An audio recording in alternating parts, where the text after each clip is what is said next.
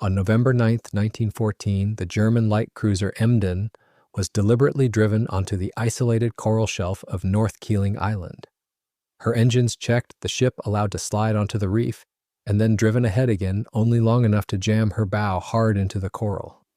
The vessel was a blazing inferno from bow to stern. Catastrophic structural damage from incoming naval artillery had shredded her funnels, collapsed her heavy masts, and systematically dismantled her upper deck architecture. Throughout the shattered interior compartments, casualties were already reported at more than 130 German sailors dead. To keep the ruined ship from slipping off the shelf into deep water and to buy the remaining men a chance to live, the captain committed to the reef already under her bow. Engines checked, helm over, he drove the 3,600-ton hull ahead until the coral seized it and would not let go. The grounding held Emden in the shallows, but it also fixed her fate in place for what followed. The violent action at the Battle of Cocos abruptly terminated the operational life of a vessel that had severely disrupted the Indian Ocean shipping lanes. For months, the German cruiser had operated as an isolated raider, severing communication lines and eliminating merchant vessels by speed and maneuver. She lived far from friendly support, depending on nothing but steam machinery that held together, and a crew that stayed disciplined under strain. But her inevitable interception by the heavier Australian cruiser Sydney fundamentally altered the tactical reality. The incoming fire from the Australian warship delivered kinetic energy that simply overwhelmed the structural limits of the German hull design. Already gutted above the waterline, the ship kept failing inward under blast and splinter, some shells bursting, others simply punching through steel by raw momentum. Bulkheads buckled, fittings tore free, and every rupture fed the next flame. Fire then ran through the last intact spaces, feeding fast on exposed stores and torn lines. The decision to execute a high-speed beaching maneuver was the only logical engineering outcome left to a commander who was rapidly losing both reserve buoyancy and defensive capability. Once the hull slammed into the reef and the internal fires eventually burned themselves out, the immediate combat threat ceased. Once the fires died and the guns fell silent, Emden stopped being a combatant and became evidence. To the British Admiralty, the burned-out wreck was a stranded vault that might still hold range tables, signals material, and operational papers, along with damaged mountings and fire control fittings that could explain how the raider had fought. Recovering whatever survived became an Allied priority. However, the atoll's isolation turned recovery into a race against distance and weather. Emden lay wedged on an exposed shelf with no shelter from the open ocean, and every swell worked the compromised hull like a hammer. Once the surviving German personnel were removed as prisoners of war, the wreck was left to the sea alone.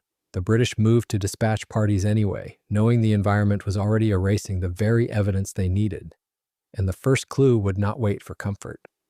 10,500 yards, Emden's confirmed opening salvo range, hit London like a warning bell. It wasn't magic, it was geometry. 4.1-inch rapid-fire guns reaching farther than expected, most likely because their mounts could elevate higher than Allied assumptions allowed. At that distance, the German crews could already straddle a target and land damaging hits, forcing an immediate rethink. This observation exposed a critical flaw in Allied assumptions regarding enemy artillery. In naval warfare, survival depends heavily on managing a strict hierarchy based on bore diameter and shell weight. A warship mounting larger heavy guns can project a greater explosive mass over a longer distance with a much flatter trajectory. This introduces a lethal tactical concept known as a ballistic mismatch. The range discrepancy is the unforgiving physical reality that a heavier 6-inch shell can be fired with greater destructive effect and steadier results at distances where a lighter 4.1-inch gun, even if it can reach, cannot match the weight and punishment of the larger projectile. This dynamic establishes an irreversible zone of one-sided destruction. If a commander possessing the heavier weapons can maintain that exact distance separation, they can systematically dismantle the enemy vessel while remaining entirely outside the effective return fire envelope. That is what Sydney turned into a method. Early in the fight, the Australian captain saw the smaller German guns reaching out farther than expected, and he refused to give them a close, equal exchange. He used speed to widen the gap when he could, swung his ship to keep angles favorable, and kept feeding 6-inch shells into a lighter hull that could not endure the punishment for long. The range breathed with sea and maneuver, but the plan did not. Strike hard, stay difficult to answer, and drive Emden into a burning, uncontrollable derelict. Despite the tactical victory, the Admiralty was not willing to leave that opening range as a mystery. If 4.1-inch guns could reach that far, the explanation had to be physical. Mount geometry, elevation limits, sights, firing tables, and London needed proof it could measure. Orders followed: extract whatever could still be taken from the wreck before the sea destroyed it, especially armament components and any surviving range or fire control material. With that mandate in place, the wreck became a forensic target. The future recovery teams were tasked with dismantling a highly complex mechanical system that was currently bolted to the warped and severely heat-damaged deck plates of a dead ship. The Admiralty mandate offered absolutely no concessions for the physical state of the destroyed warship or the incredibly hostile marine environment surrounding it.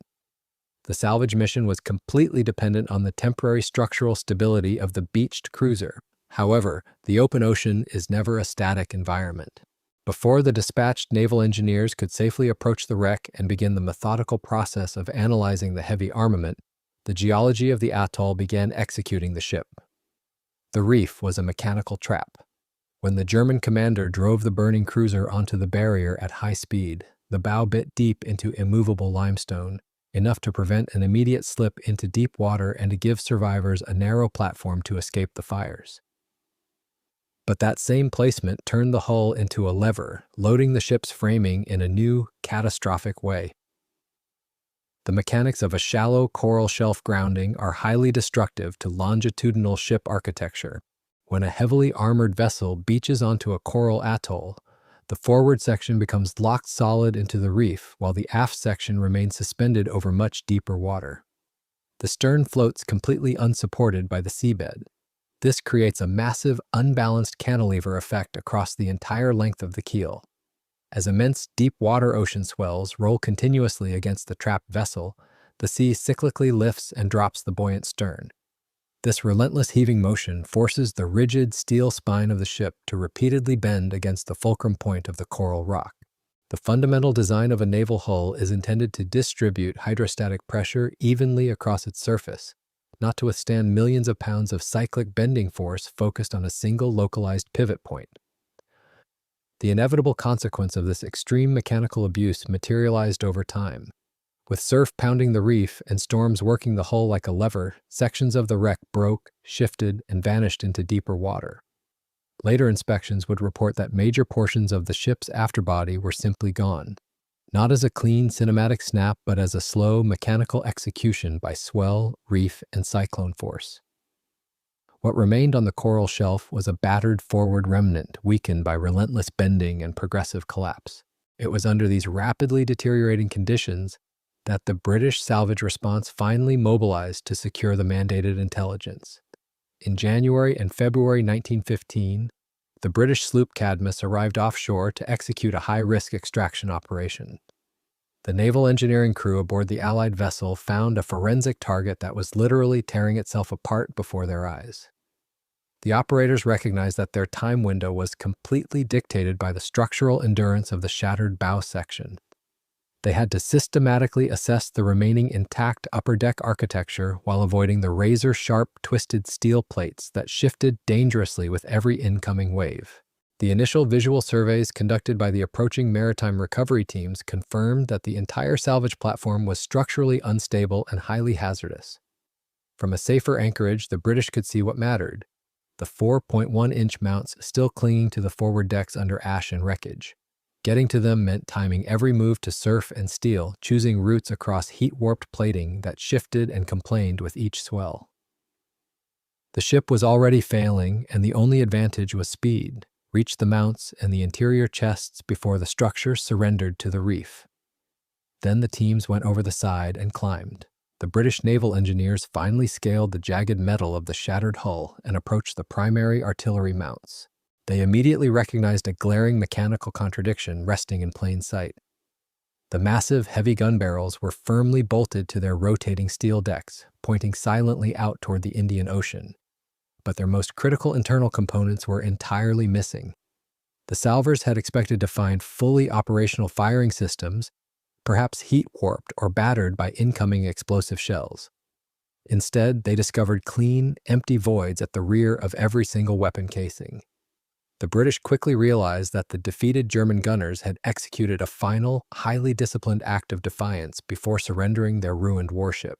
While the vessel was actively burning and aggressively grinding into the coral shelf, the retreating crew had deliberately initiated a thorough weapon disabling protocol.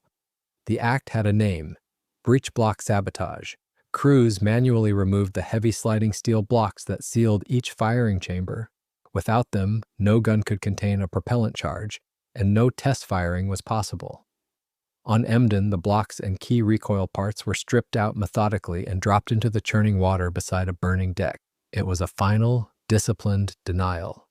The victors could take barrels and mountings, but not a working weapon.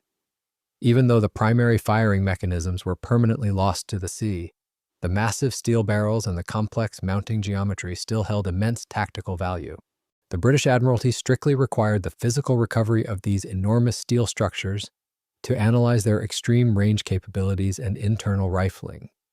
The salvage crews now faced the daunting physical reality of moving thousands of pounds of dead weight off a dangerously unstable stationary wreck.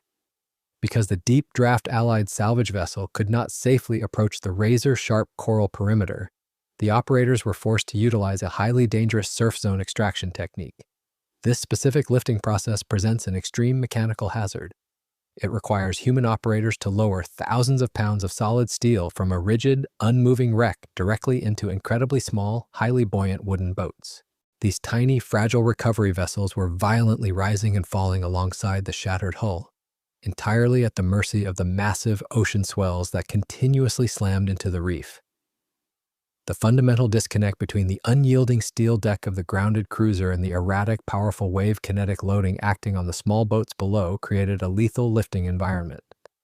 The suspended mass of the artillery barrel essentially became a massive steel pendulum hanging over the heads of the unprotected crews. The British salvage teams worked with improvised lifting gear and brute coordination on a deck that could not be trusted. They freed the heavy ordnance from warped mountings and, in heavy surf, transferred 2 guns off the wreck by boat for the perilous trip back to the recovery ship. It was not a clean industrial lift, but a frantic race against swell, fatigue, and a structure already failing beneath their boots. With the main physical armament finally removed from the exposed upper decks, the recovery teams had to shift their focus downward. The crews now had to push much deeper into the dark, flooded interior of the hull to hunt for the remaining cryptographic intelligence. With the guns gone, the most sensitive prize was no longer on the open deck. It was whatever remained of the ship's documents and instruments, sealed away in locked chests and safes inside spaces that flooded, shifted, and groaned under every swell. Men pushed inward cautiously through smoke-stained steel and debris, hunting for anything that could still carry operational value. And when they found a box worth taking, getting it out became the real battle. Chains biting, leverage slipping, manpower heaving dead weight upward through passageways that refused to stay still. When the heavy containers were finally hoisted clear of the shattered main deck and safely transferred into the waiting wooden boats, the salvers realized the full extent of their prize. One cache revealed Mexican silver dollars, a ship's hard currency, portable and accepted, the kind of money a raider could carry when it could not rely on friendly banks. Reports would later count the haul in the thousands, more than 6,000 silver dollars recovered from the wreck. And the adjacent confidential chest delivered the kind of operational material the Admiralty had demanded, tangible contents that could be examined, assessed, and cataloged. The high-stakes gamble inside the wreck had produced real recoveries, even as the sea continued its slow demolition of the hull. Decades of exposure dictated the final physical state of the German commerce raider. Even after the first wartime recoveries, further salvage activity continued in the following years, and the wreck kept breaking down under surf and storm. The destroyed hull remained a battered presence on the reef until mid-century, when human operators returned with a completely different objective. In 1950, a Japanese commercial salvage company mobilized a heavy expedition to the desolate site to harvest the remaining steel still locked inside the degrading hull. This post-war operation possessed no forensic or intelligence mandate. The industrial crews focused on reducing the surviving structure into profitable scrap, stripping away the visible silhouette of the cruiser from the ocean horizon. Their rigorous industrial extraction was highly efficient, but it could not physically remove every single component of the massive mechanical beast. The commercial scrappers primarily targeted the easily accessible hull plating and the upper superstructure, intentionally leaving the incredibly dense and deeply submerged engineering elements behind. The sheer weight and awkward geometry of the lowest internal mechanical spaces simply made them too difficult and physically dangerous to lift economically. When the Japanese salvage vessels finally departed the atoll, they left behind only the most resilient fragments of the original warship. The final industrial phase essentially completed the total destruction that the Allied naval artillery and the violent ocean swells had initiated decades earlier. Today, the exact location of the grounding is a strictly protected modern archaeological site. The visual evidence of the violent naval engagement and the salvage that followed has been reduced to a scattered debris field in shallow water across the reef. Modern surveys describe a flattened environment where heavy machinery, dense fittings, and stubborn fragments endure the constant wave action. Massive bronze propellers, engine components, and oxidized boiler elements rest among living coral growth, while brass and bronze fittings, more corrosion-resistant than steel, persist as muted glints against the pale seabed. These remnants are not immune, only harder to erase, and they are the surviving physical whispers that a steel warship once died on this remote reef. What remains today, flattened debris, stubborn machinery, and muted bronze, explains why those early recoveries mattered. The men who climbed the wreck did it in a narrow window, while assumptions were still being rewritten by combat, and the sea was already doing its own demolition. Emden would be erased in the decades that followed, first by weather and then by industrial scrapping. But enough was taken, measured, and cataloged that her final lessons did not vanish completely into the reef.